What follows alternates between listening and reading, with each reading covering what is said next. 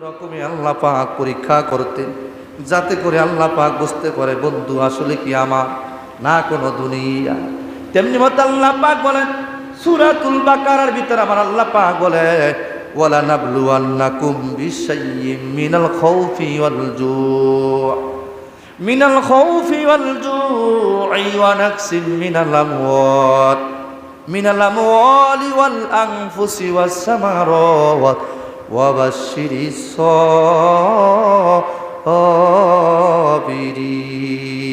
Saverin.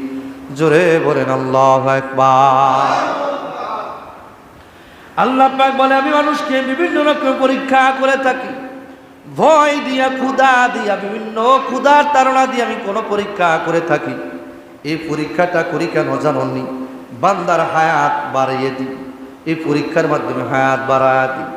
হুজুর কেমনে বললেন, এ কথা কেন বললেন? শুনে না, এক ওলি আল্লাহর ঘটনা আমি আপনাকে কথার প্রসঙ্গে 2 মিনিটে বলবো, কথাগুলো শুনবেন, নোট করেন। আল্লাহ পাক পরীক্ষা করেন। কেন বান্দারে পরীক্ষা করে? মাঝে মাঝে দেখা যায় বান্দার ফসলের উপর আল্লাহ পাক ক্ষতি করে, আছে না, বিভিন্ন রিপোর্ট দিয়ে ধ্বংস করে দেয়।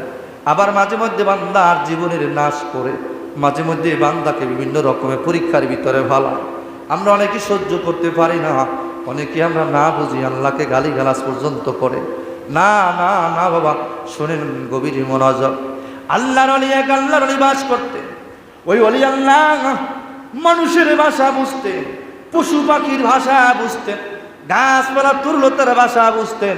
হঠাৎ একদিন এক খাদেম এসে বললে, হুজুর আপনি যে বিদ্যা অর্জন করেছেন আমার সেই বিদ্যা শিখা, আপনার ওই বিদ্যা আমার আমি শিখতে চাই।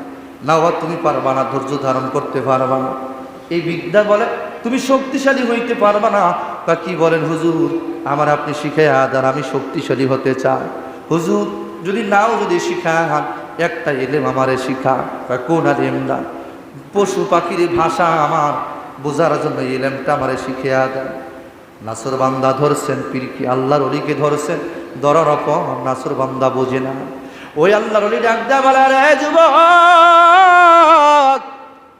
ও আমার মুরিদ, আমার খাদেম রে, তুই এই জ্বালা সহ্য করতে পারবা না। এই আমলের জ্বালা আছে রে, এই পরীক্ষার কোনো অনেক বড় কঠিন পরীক্ষা আছে, এগুলো তুমি ধৈর্য ধারণ করতে পারবা না। হুজুর পারবো, আমারে দিয়েই দেখেন। বিভিন্ন রকম বলার পর ওনাকে যখন এলেম শিখিয়া দিলেন, উনি পশু পাখির ভাষা বুঝিয়ে বাড়িতে আসলেন। বাড়িতে আসার পরে বাড়িতে এসে দেখতে স্যার